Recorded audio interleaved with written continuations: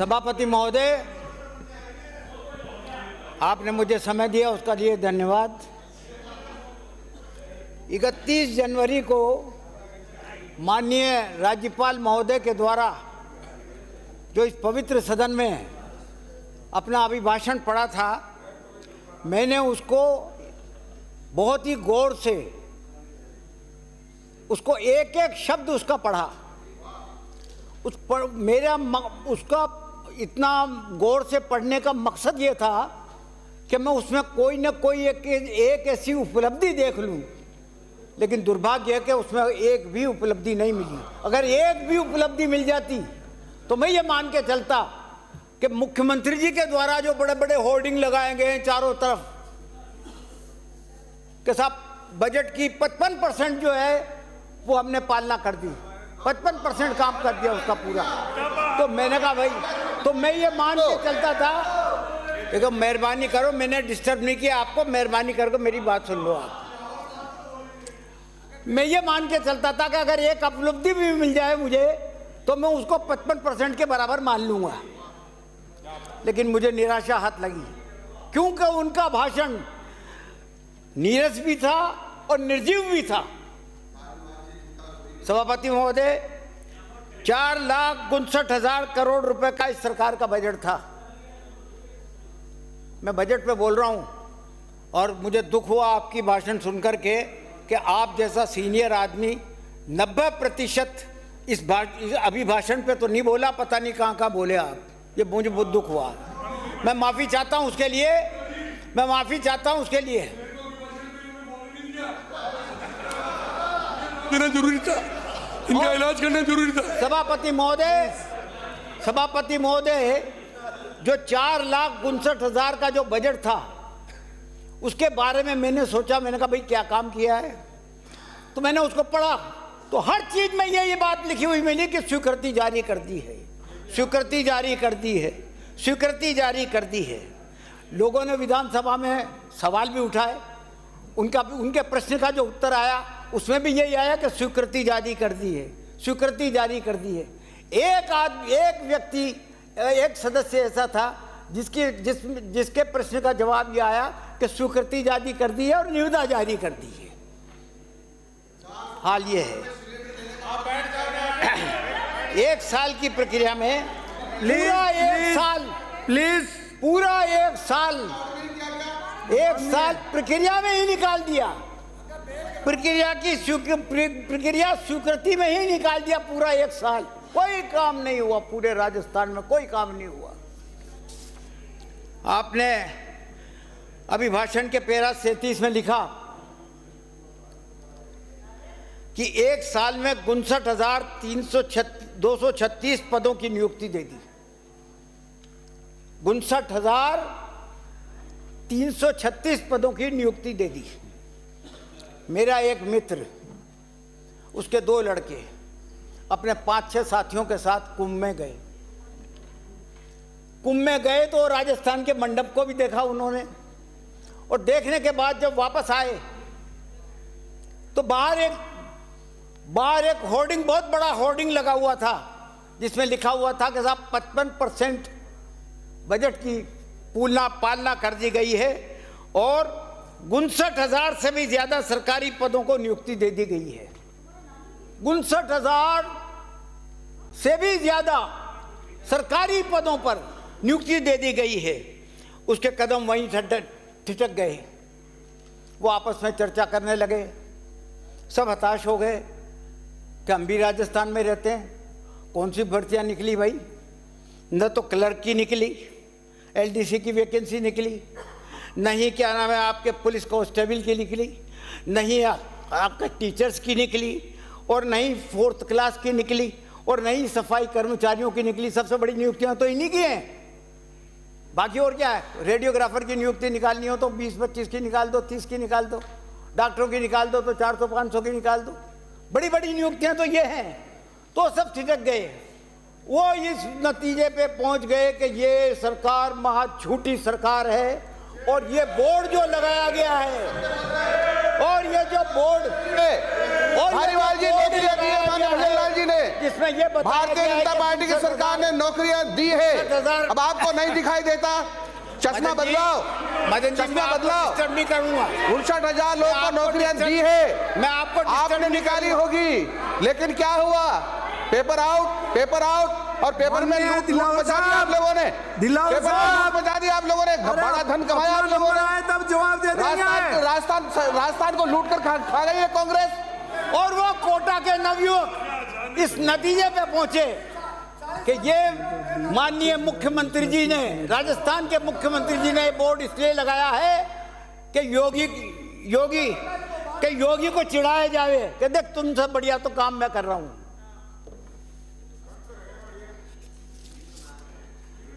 मैं ये इसलिए कह रहा हूं अध्यक्ष सभापति महोदय कि मैंने एक तारांकित सवाल लगाया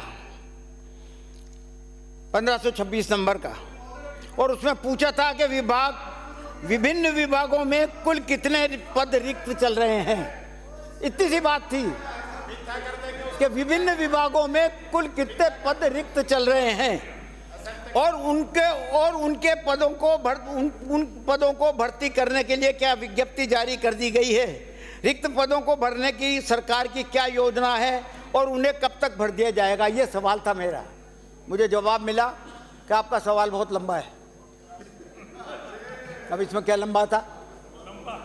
ये तो सब बातें आप नहीं भी बोलते तो बाकायदा जो है कि हम लिख के दे देते, मुझे तो ही मान लेता मैं। क्यों नहीं दे रहे हो? छुपा क्यों रहे हो?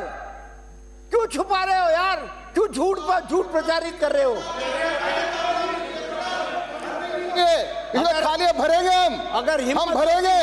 आपने एक भी पद नहीं भरा ना, इसलिए। माननीय सदस्य मंत्री महोदय, अगर हिम्मत होती तो सिलसिलेवार, तारीखवार, पदवार, विभागवार बताते कि फलाने तारीख को विज्ञप्ति निकली थी और फलाने तारीख को नियुक्ति दे दी गई।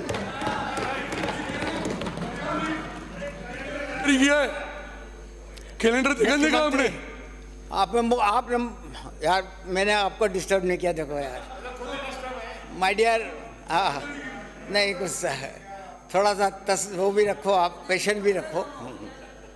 मुख्यमंत्री युवा संबल योजना में 2 लाख बेरोजगारों को सहायता देने का वादा किया था।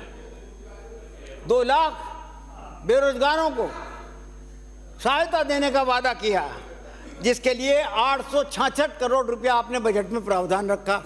वो वित्त मंत्री जी चली गई। कितने को सहायता दी? अभी भाषण में आपने बताया कि सिर्फ 448 करोड़ रुपया खर्च हुआ है, आधा हुआ। ये उपलब्धि है आपकी। 866 रुपया रख रहे हो, करोड़ रुपया रख रहे हो, बताओ और खर्चा कर रहे हो कितना? 448 करोड़ रुपए का।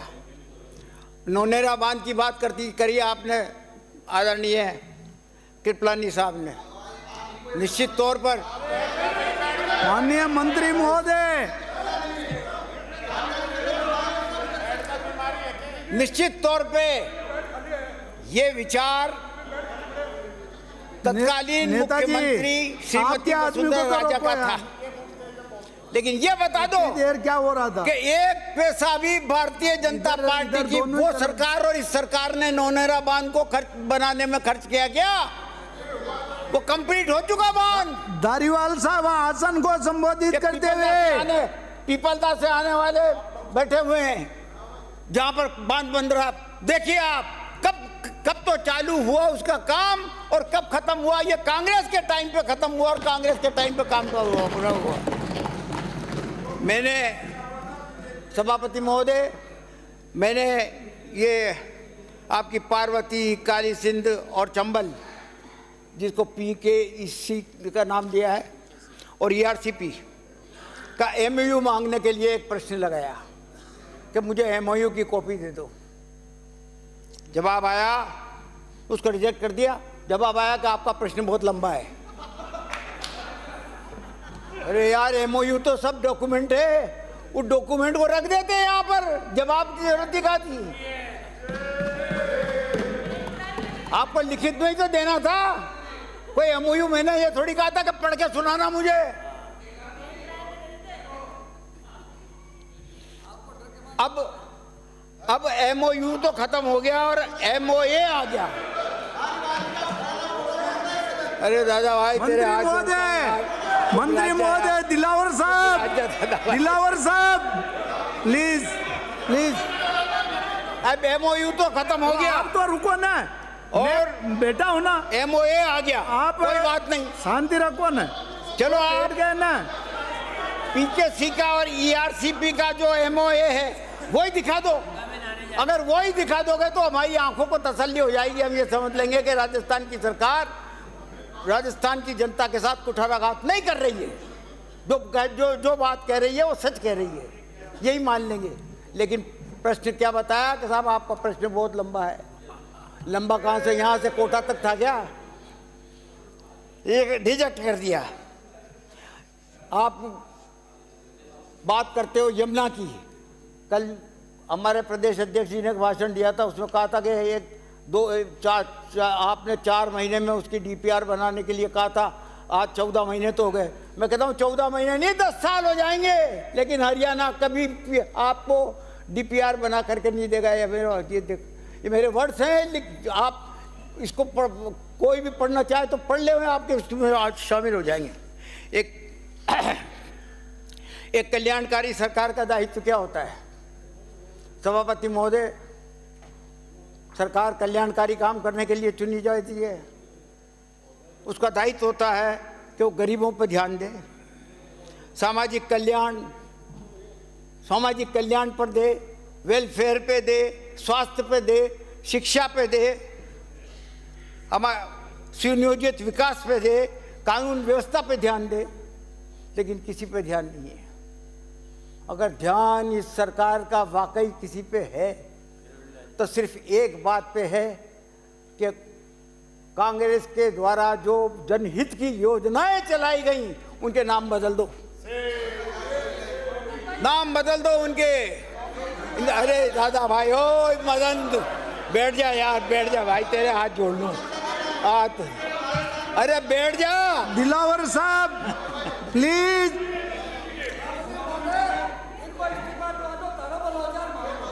सभापति महोदय,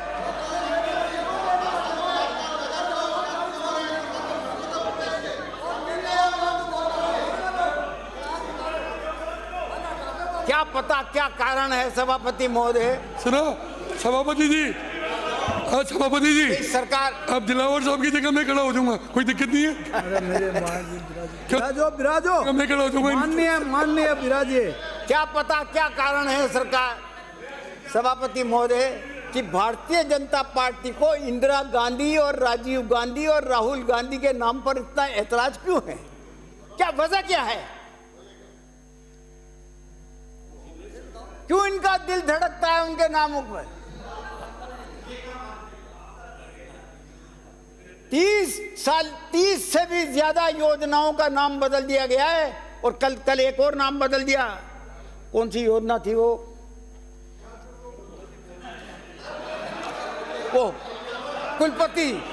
कुलपति के बजाय कुलगुरु होगा। अब कुलपति में क्या फर्क था और कुलगुरु में क्या फर्क था? तो कुलगुरु, तो ये जितने भी बैठे हुए हैं ना, इनके कुलगुरु जो भजनलाल जी हैं महाराज,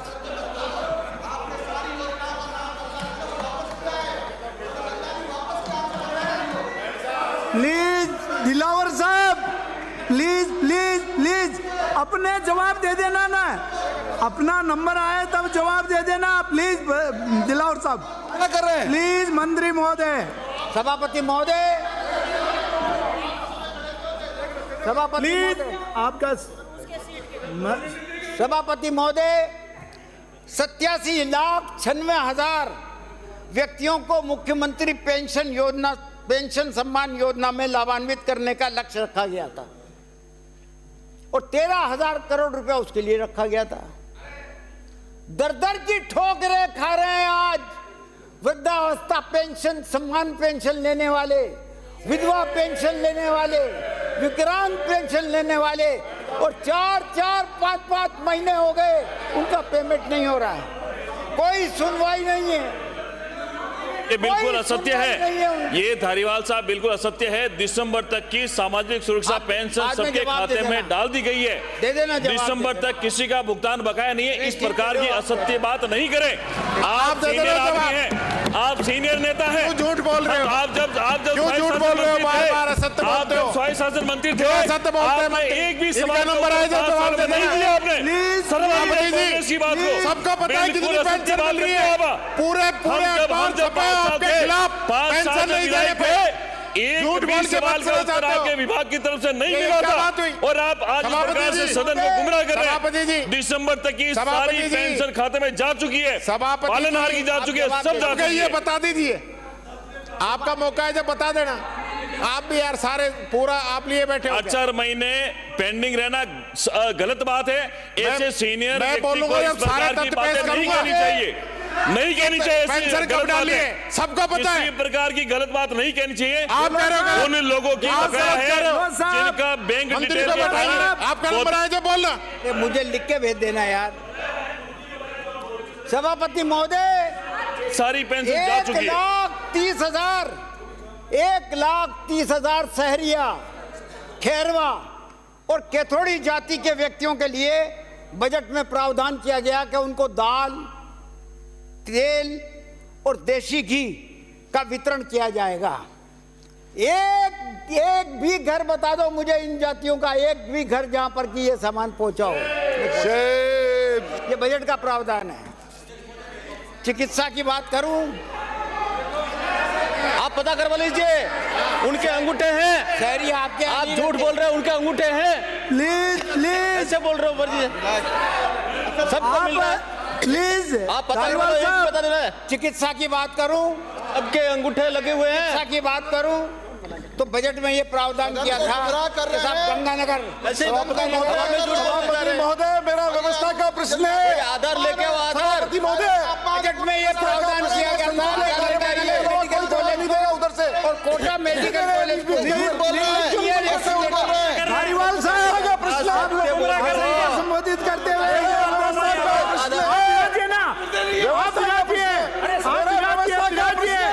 आप विराजिए। क्यों बार-बार बोल रहे हैं वो सीनियर है, आपके सीनियर है, वो जवाब दे रहे हैं। हर आदमी कैसे खड़ा हो जाता है? वो सब आदरणीय मंत्री महोदय, अध्यक्ष खराड़ी साहब, सभापति महोदय, गंगानगर मेडिकल कॉलेज को और कोटा मेडिकल कॉलेज को बजट में यह प्रावधान किया गया था कि साहब लीनियर एक्सीलेटर मशीन उपलब्ध करा दी जाएगी, नहीं हुई, साल भर हो गया। शिक्षा की बात करूं तो 24-25 में के बजट में यह बताया गया था कि साहब 50 नए प्राथमिक स्कूल खुलेंगे, था ना सही? उसके बजाय विद्वान शिक्षा मंत्री, अति विद्वान, इन्होंने 450 स्कूल ही बंद कर दिए।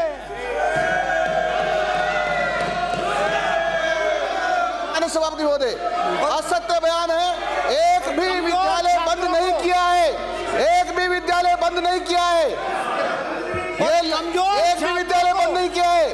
कमजोर छात्रों को 1200 रुपए देने का वहाँ बच्चे नहीं थे, सिर्फ उस कागजों में ही बिल्डिंग की रह गई। जिम्मेदारी पास के विद्यालय वालों को दी है। हमने कोई बंद नहीं किया है। ये असत्य बयान कर रहे हैं, असत्य बयान कर रहे हैं। अपना ये नंबर आए तब अपनी जवाब गलती को दे सुधारे।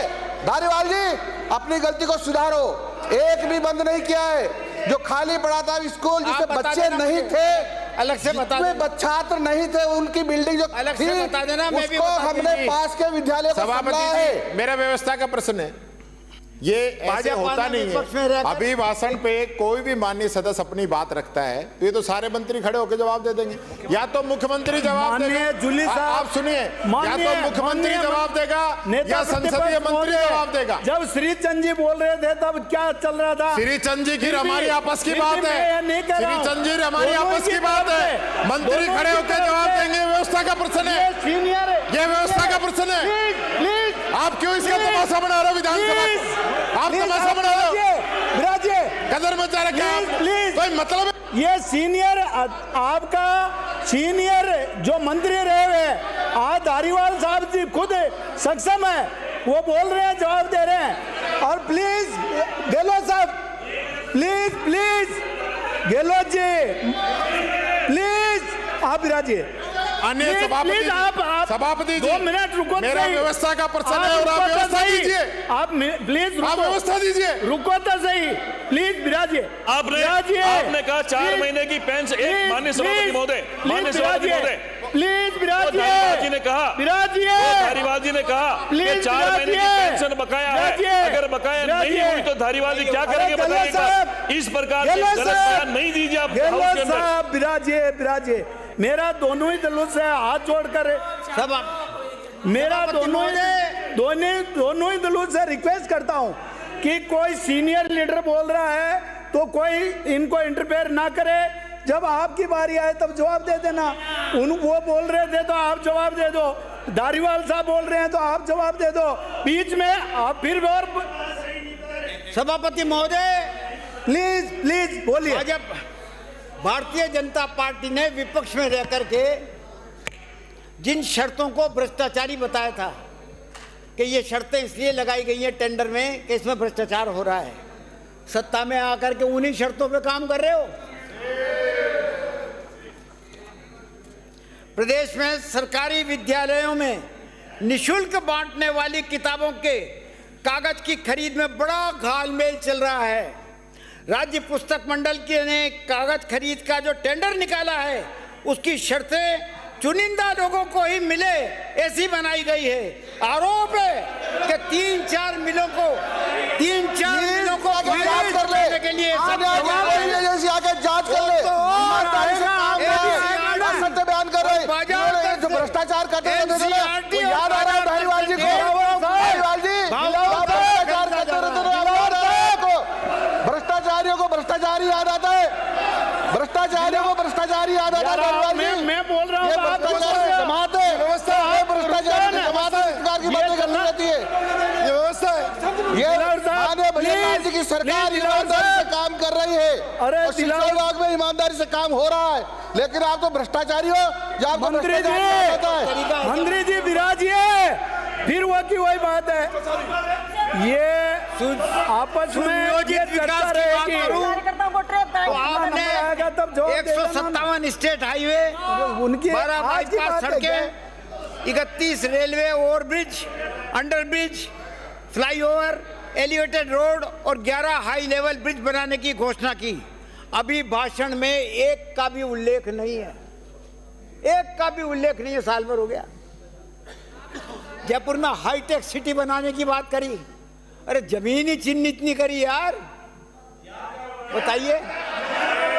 जमीन ही चिन्हित यार क्या होता है? मंत्री क्यों लैंड पुलिंग मेरा की माननीय व्यवस्था का प्रश्न है।